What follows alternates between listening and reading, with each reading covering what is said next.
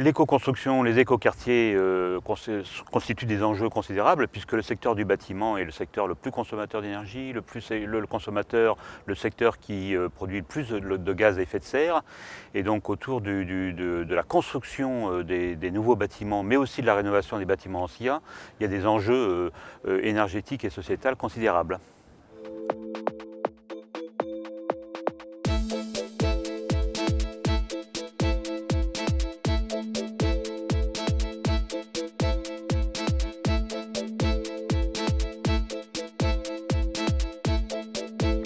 Ouais, alors je crois qu'effectivement aujourd'hui, quand on a une connaissance des problèmes mondiaux, environnementaux, énergétiques, etc., je crois qu'en tant qu'élu, on ne peut pas rester les bras croisés et on se doit, à notre niveau, au niveau local, essayer de relever certains défis. Et donc je crois que c'est de notre vraiment responsabilité de mettre en place des quartiers de qualité répondant à des consommations énergétiques plus basses. Donc il faut se donner certains moyens concrets, certaines volontés concrètes pour arriver à ces enjeux, comme la récupération d'eau de pluie, l'usage de matériaux beaucoup plus sains, réfléchir sur les déplacements, etc., comment gérer la voiture. Et je crois que c'est localement vraiment qu'on doit développer ces thématiques-là, parce qu'en tant qu'élu local, on a vraiment les outils urbanistiques en nos possessions pour pouvoir agir, quoi.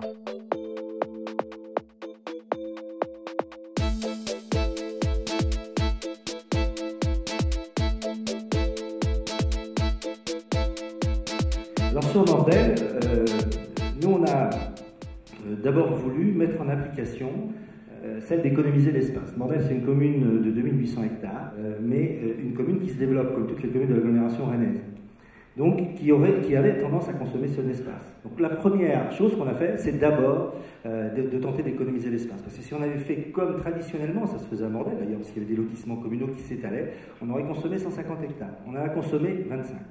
On a refait la ville sur la ville. La meilleure solution, c'est de venir voir pour se rendre compte. La deuxième chose, c'est que dans l'extension urbaine, on a effectivement tenté de faire de la densité. On a 25 logements à l'hectare, donc sur 25 hectares, 625 logements qui ont été faits là, dans un quartier conçu dans le cadre d'une ZAC, avec une maîtrise foncière qui a nécessité la DUP, qui a nécessité un tout petit peu d'expropriation. Et comme on l'a dit tout à l'heure, bien sûr, quand vous voulez faire un peu de densité, vous ne pouvez pas mettre des maisons côte à côte tout simplement parce que ça ne marche pas, vous n'y arrivez pas. Donc il faut réfléchir aux formes d'habitat.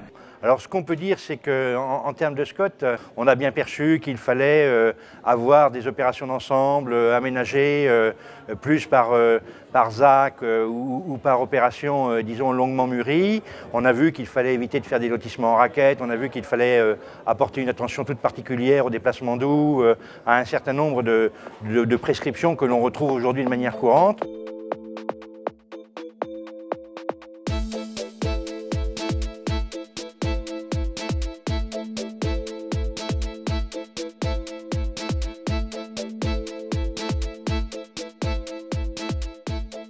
Aménager durablement la ville, c'est le parti pris du plan local d'urbanisme de la ville de Saint-Malo. Le PLU retient à cette fin deux objectifs: la mise en valeur d'un cadre de vie de qualité pour tous et la promotion du développement durable dans ses projets d'aménagement et d'habitat. Outre cette maîtrise du sol, il s'agit de repenser la ville mobile en favorisant l'intermodalité, en favorisant les transports en commun, sans omettre le développement des circulations douces et le partage de l'espace public. Et donc la ville de Saint-Malo a déjà commencé à mettre en pratique l'ensemble de ses engagements en termes de développement durable. Alors, sur ce secteur, la gestion durable du cycle de l'eau est un enjeu très fort.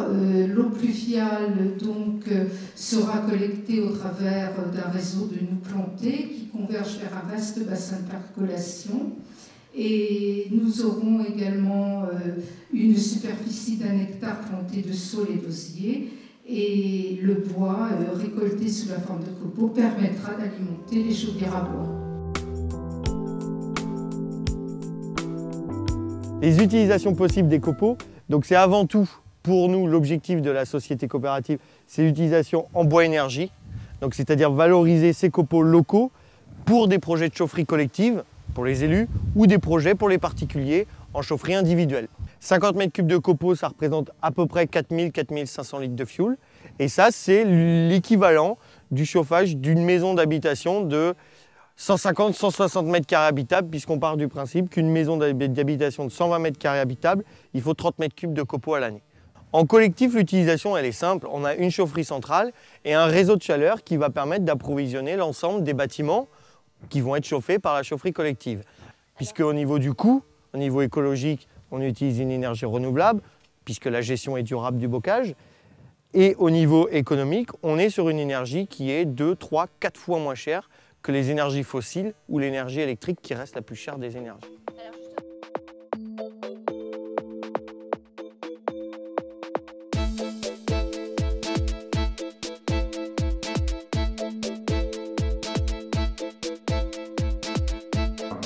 Lorsque on envisage d'accueillir des habitants, eh bien, on n'additionne pas des maisons, on conçoit une ville nouvelle. Donc c'est la raison pour laquelle nous nous sommes orientés vers une ZAC. Et nous allons, dès le départ, nous inscrire dans ce nous avons appelé une démarche ADO, c'est-à-dire appliquer le développement durable aux opérations d'urbanisme. Donc j'ai essayé d'adapter, si vous voulez, ma stratégie en demandant à ce que dans cette ZAC, il y ait une zone qui soit réservée à l'expérimentation concrète des préceptes qui avaient été édictés lors de l'adoption de la ZAC. On a constitué une équipe avec donc la mairie, Territoire, qui est la société d'économie mixte de Rennes, l'architecte de la ZAC, l'atelier du canal, la COP de construction, donc le promoteur, une association donc participative Parasol, et moi-même, on a réfléchi donc à établir une charte d'engagement pour qu'on soit tous d'accord sur l'objectif du projet. Le volet écologique, donc l'engagement, c'est bien sûr le basse consommation, parce que c'est sur la ZAC, la totalité de la ZAC devra être comme ça, donc impulser cette dynamique d'économie, en utilisant les matériaux le plus renouvelables possible, avec l'impact environnemental le plus faible possible, et en traitant aussi la partie donc, des transports au sein de cet éco-hameau. Donc c'est un éco-hameau sur lequel les voitures n'ont pas le droit de pénétrer.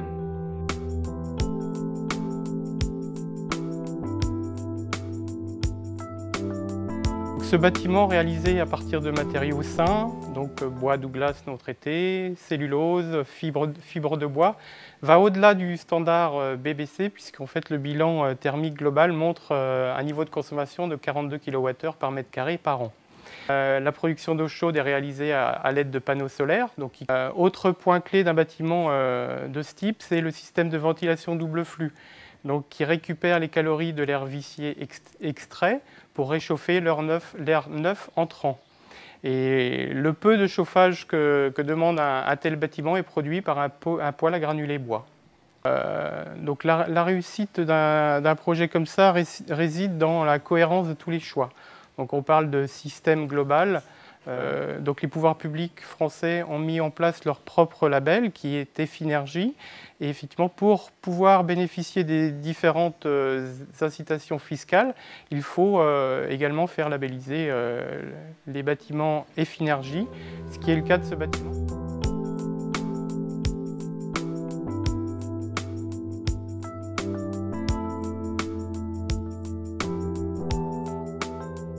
Et pas mal d'artisans de divers corps d'État à s'être regroupés pour mettre en avant toutes nos connaissances sur l'environnement et les mettre à contribution pour nos métiers de tous les jours.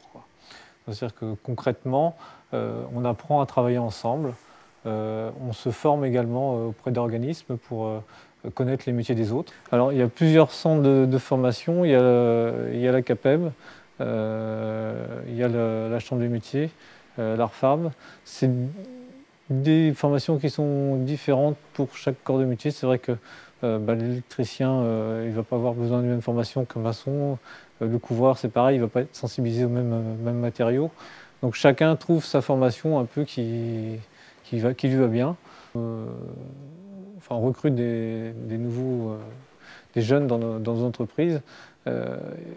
il y a complètement un oubli, je pense, dans la formation de cette valorisation des matériaux sains et des nouvelles techniques. Je vois notamment, on parle d'ossature bois, c'est vrai qu'on parle maintenant d'étanchéité à l'air, tout ça, et c'est une notion qui n'est pas encore assez abordée à l'école, quoi.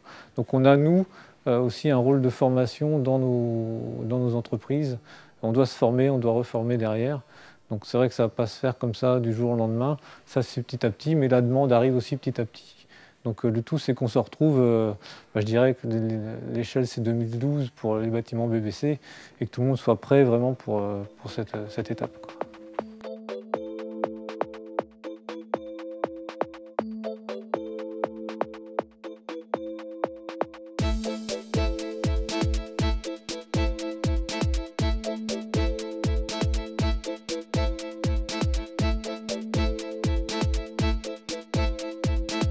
On leur dit bien qu'avant de penser un sujet de développement écologique durable, il faut effectivement, la première fonction des élus, c'est d'avoir la maîtrise du foncier et de garder la maîtrise d'ouvrage des projets quand ils sont pas trop importants. Et donc au niveau financier, c'est tout à fait possible, pour nous qui sommes périphérie rennaise, parce qu'on fait des budgets à part, des budgets annexes. Donc nous, sur l'opération, on a vendu 63 € le mètre carré et on équilibre l'opération.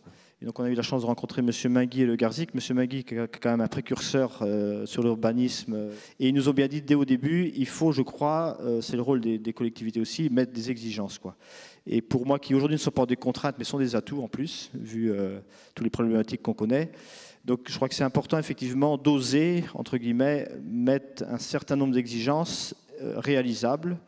Et arrive à un moment donné, il faut passer à l'action, quoi. Donc lorsque ils nous ont proposé pas de PVC, pas de parpaing, gestion de la voiture différente, paysager, récupération de pluie, etc. Bon, on s'est dit stop, on arrête là et on y va, on fait. Donc après, effectivement, on l'inscrit dans un cahier des charges.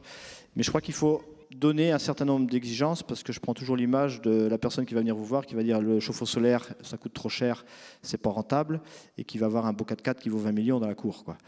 C'est vraiment une nouvelle façon de vivre et un engagement différent. C'est pas seulement une maison, c'est tout ce qui va autour. Et je crois que ce quartier a vraiment drainé. Il y avait déjà une vie culturelle et sociale très forte à Bazouges, mais ça a augmenté cette chose-là. Il y a vraiment tout ce qui va autour de ce nouveau quartier. Les habitants ont pris le relais aujourd'hui, donc on en fait de moins en moins et ça nous conforte. Ils ont fait une aire de jeu naturelle pour les enfants à Étrécé. C'est eux qui ont mis en place un marché bio depuis le début de l'année. Les gens ont envie de faire, sont grands. Ce sont les élus qui sont timides, ce sont les élus qui sont frileux, alors que les gens sont prêts à nous suivre. Donc il faut y aller. Il nous reste 5 ans pour bien bosser, là.